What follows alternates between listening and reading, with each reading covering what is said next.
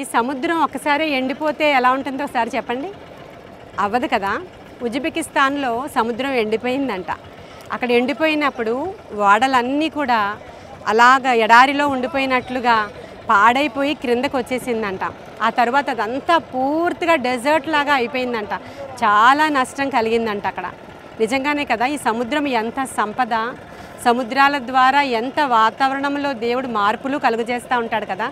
సముద్రం ఎండిపోతే అంతా లాస్ అయిపోతామంట మనం. సముద్రం ఎండిపోతే అంతా కరువు వచ్చేస్తుందంట. ఈ సముద్రాలు ఎండిపోతే సంపద చాలా మట్టుకి అసలు అందదు, ప్రజలకి చాలా భయంకరంగా తయారవుతుందంట. దేవుడు ఎంత గొప్పవాడో కదండి. సముద్రాలను సృష్టించిన దేవుడు సముద్రాన్ని ఎండిపోకుండా ఆయన ఊపిరి విడిస్తే సముద్రం ఇలా 2 పాయలు అయిపోతుందంట. మనందరికీ తెలుసు కదా, ఎర్ర సముద్రాన్ని పాయలు చేసిన వాడు ఆయన ఊపిరి విడవగా సముద్రం ఇలా 2గా అయిపోతుందంట. ఇవన్నీ విషయాలు జ్ఞాపకం వస్తున్నాయి ఈ బోట్లో వెళుతుంటే. ఇంకా చాలా లోతుకు వచ్చాం మేము. అక్కడ షిప్ దగ్గరికి వెళ్ళాలనుకుంటున్నాం. అలా మాటలు గుర్తొస్తూ ఉంటే మీతో నేను మాట్లాడుతూ ఉన్నాను. దేవుడు చాలా గొప్పవాడు అనిపిస్తుంది సముద్రాన్ని చూసినప్పుడు. ఏ భయం లేదు, ఎందుకంటే గాలి తుఫానును గద్దించిన దేవుడు. ఒకసారి ఆ శిష్యులందరూ కూడా ఇలా నావలో వెళుతూ ఉన్నప్పుడు గాలి తుఫాను వచ్చింది కదా. అప్పుడు ప్రభు దాంట్లో నిద్రపోతూ ఉన్నారంట. నిద్రపోతూ ఉన్నప్పుడు శిష్యులు అడుగుతున్నారు, ప్రభు మేము నశించిపోతున్నాము, నీకు చింత లేదా అని అడుగుతూ ఉన్నారు. అప్పుడే 5 రొట్లు 2 చేపలు 20,000 మంది తిన్నారు. అక్కడ 12 గంపలు ఎత్తారు. అద్భుతం చూశారు, అయినా సరే మళ్ళీ అడుగుతున్నారు. ఆయన అంటున్నారు, అల్ప విశ్వాసులారా, మీకు ఎప్పటి వరకు విశ్వాసం వస్తుంది అని చెప్పి వాళ్ళని గద్దించి గాలి తుఫానుని అణిచివేశాడంట దేవుడు. అప్పుడు వాళ్ళు భయపడ్డారు, ఈయనకి గాలి తుఫాను లోబడుతున్నాయి, సృష్టి లోబడుతుంది, ఈయన అంత గొప్ప దేవుడు కదా అని వాళ్ళు ఆశ్చర్యపోయారంట. ప్రియమైన దేవుని బిడ్డలారా, గలిలియా సముద్రం ఇంత పెద్దది కాదు. గలిలియా సముద్రం మామూలుగా మన ఊరిలో ఉండేటువంటి ఒక పెద్ద రివర్ లాగా ఉంటుందంట, అంతే. అంటే సముద్రంలో ఇంత పెద్ద సముద్రం కాదది, కాకపోతే సముద్రము అంటారు. చాలామంది ఇజ్రాయెల్ కంట్రీకి వెళ్ళినప్పుడు దాన్ని చూస్తూ ఉంటారు. కానీ ఇది వైజాగ్ సముద్రం అండి, చాలా పెద్దది. మేము విశాఖపట్నంలో ఉంటున్నాం కదా, చాలామంది జాలరి వాళ్ళు మా సంఘ బిడ్డలుగా ఉన్నారు, ఆశీర్వదించబడిన వాళ్ళ బోట్స్లోనే ఇంతవరకు వచ్చాము. యేసుక్రీస్తు ప్రభువారు చనిపోయిన తర్వాత తిరిగి లేచి పునరుద్ధరణుడు అయిన తర్వాత ఈ శిష్యులు వీళ్ళందరూ అనుకుంటున్నారు, పేతురు అనుకుంటున్నాడు, ఇంకా ప్రభువు లేరు, సంఘమంతా ఇలా అవుతుంది కాబట్టి నేను మరలా వల వేయడానికి వెళ్ళిపోతున్నానని చెప్పి వల పట్టుకుని బయలుదేరాడు. అయితే శిష్యులందరూ కూడా వల పట్టుకుని మేము కూడా వస్తామని జబదయి కుమారులు బయలుదేరారు.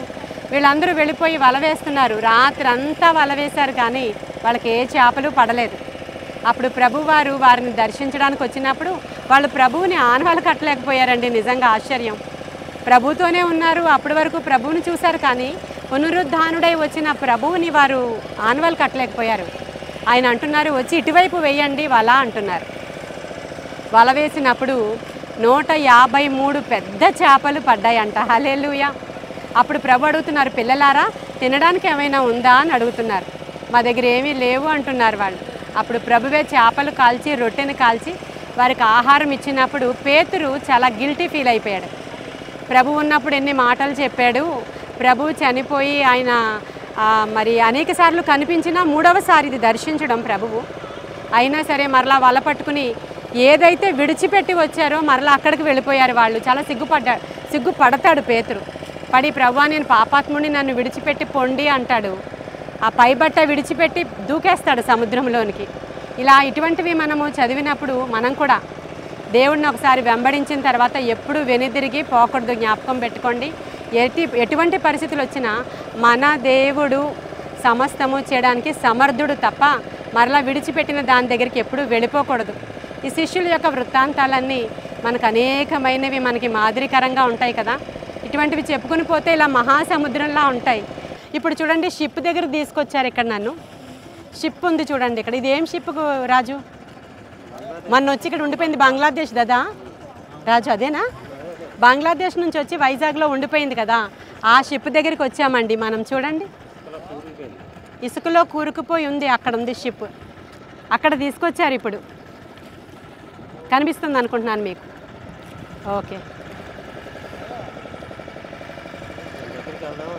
అక్కర్లేదు, దగ్గరికి వెళదామా? ఇంకా అక్కర్లేదు కదా, ఇంకా వెళ్ళిపోదాం. ఇంకా వెళ్ళిపోదాం.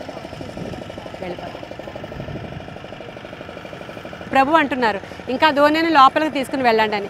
రాత్రి అంతా కష్టపడ్డారు, వలలు కడిగేసుకున్నారు, బోటుని కడిగేసుకున్నారు. మళ్ళీ లోపలికి లోతులోనికి తీసుకుని వెళ్ళండి అంటే మరలా లోతులోనికి పేతురు నడిపించాడు. చూడండి పేతురు యొక్క పేషెన్స్. ఆ పేషెన్సే మనకి గొప్ప కార్యాలు జరిగిస్తుంది. ప్రియమైన దేవుని బిడ్డలారా, అలసిపోవద్దు. దేవుడు నమ్మదగినవాడు.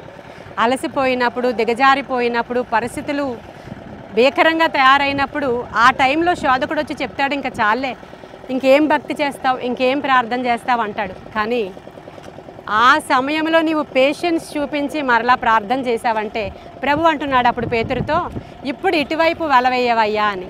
వల వేసినప్పుడు తెలుసా మీకు, బోటు నిండుగా చేపలు పడిపోయినాయి అంట.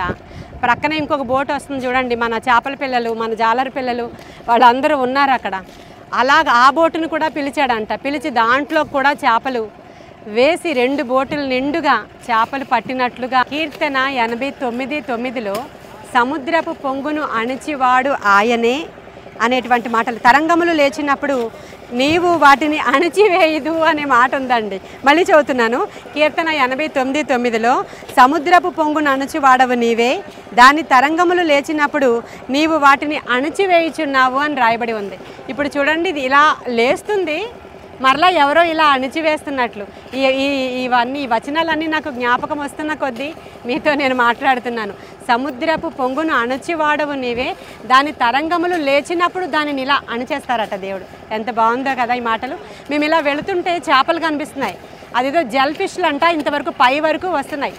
ఇందాక 2 పక్షులు వెళుతూ ఒక చేపను కూడా మళ్ళీ సముద్రంలో వేశాయి. ఇవన్నీ చూస్తున్నప్పుడు నాకు దేవుని క్రియేషనే జ్ఞాపకం వస్తుంది. ఇవాళ సెలవు పెట్టేసావా రాజు? పర్మిషన్ అది బాగుంది, బాగా పనిచేసింది నీ బోట్. చాలా వాక్యాలు చెప్పాను దీంట్లో. పర్వాలేదు పర్వాలేదు. నేను ఈ అట్మాస్ఫియరే ఆశపడ్డాను, అదే నాకు వచ్చింది. అయినా సరే బాగుంది. అంటే అలా ప్లెజెంట్గా ఉండే కంటే ఇలా వెళుతుంటేనే సముద్రం అన్న.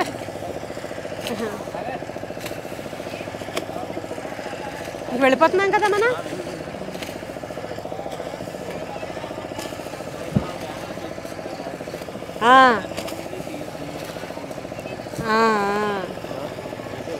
ఇంకొక యాంకర్ తెచ్చుకోలేదా మళ్ళీ అలా కొన్ని ఇప్పుడు మనం యూట్యూబ్లో పెడతాం కదా, అందరూ ఏం చెప్తారో కింద చూద్దాం.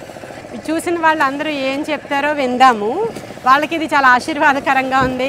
ఇలా సముద్రంలోనికి వెళ్ళి చెప్పాక వాక్యాలు చాలా బాగున్నాయి అనుకుంటే అప్పుడు మీ బోట్లో అప్పుడప్పుడు ఇలా వచ్చి దేవుని వాక్యాలు చెప్తూ ఉందాం. నిజంగా నీ సముద్ర వ్యాపారాలు దేవుడి తట్టు నిజంగా తిప్పబడాలని, ఆశీర్వాదం రావాలని, ఇంకా దేవుని యొక్క కార్యాలు అనేకమైనవి చూడాలని, మీ జాలరి వాళ్ళు ఇంకా అనేకులు రక్షించబడాలని. దేవుడు కూడా జాలరి వాళ్ళని వాడుకున్నాడు కదా, అలా మీ ఊరందరూ జాలరి పేటంతా రక్షించబడాలని మనం ఆశపడి ప్రార్థన చేద్దాం రాజు. ఓకేనా? చూడండి అవన్నీ కూడా ఆ బోట్స్ కనబడుతున్నాయి కదా, బోట్స్ చూపించండి సాగర్.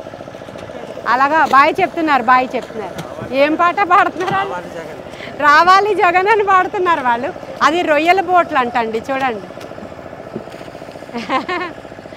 బాగున్నది నిజంగా, యేసయ్య గలిలియ తీరాన జరుగుతున్నట్లే రొయ్యల బోట్స్ అంట అవన్నీ కూడా. చూడండి ఒకసారి మా విశాఖపట్నం అంతా కనిపిస్తుందా? సన్సెట్ అవుతున్నప్పుడు విశాఖపట్నం ఎలా ఉందో చూడండి. ఆ బోట్స్ చూడండి, సీ చూడండి, ఇదంతా అట్మాస్ఫియర్ చూడండి. మీకు చూపించడం మాకు చాలా ఆనందంగా ఉంది. నేను ఇలా కొన్ని మాటలు చెప్పాలి, మీతో వాక్యాలు చెప్పాలి అని ఇలా రావడం వల్ల మీరు మా వైజాగ్ అంతా చూడడానికి వీలైంది. కనిపిస్తుంది కదా, చాలా బాగుంది కదా. యేసయ్యా ఎక్కించుమయ్యా ఎక్కలేని ఎత్తైన శిఖరాలు, యేసయ్యా దాటించుమయ్యా దాటలేని లోతైన తీరాలు, పరిశుద్ధ పర్వతం ప్రార్థన శిఖరము ఎక్కించుమయ్యా యేసయ్యా, శోధన గాలులు చీకటి తీరాలు దాటలేకున్నాము దాటించుమయ్యా యేసయ్యా ఎక్కించుమయ్యా ఎక్కలేని ఎత్తైన శిఖరాలు. యేసయ్యా దాటించుమయ్యా దాటలేని లోతైన తీరాలు. దగ్గరికి వచ్చామండి, చాలా లోపలికి తీసుకెళ్ళిపోయాడు మమ్మల్ని. ఇంకా చూడండి, తీరానికి వెళ్ళడానికి ఇంకొంచెం టైం పడుతుంది. ఇప్పుడు బ్యాక్ వెళుతున్నాం మేము. టైం ఎంత అయింది సాగర్? ఇప్పుడు 6 అవుతుంది. మేము 4కి వచ్చాము సముద్రంలోనికి. 2 అవర్స్ ఉన్నాం సముద్రంలో.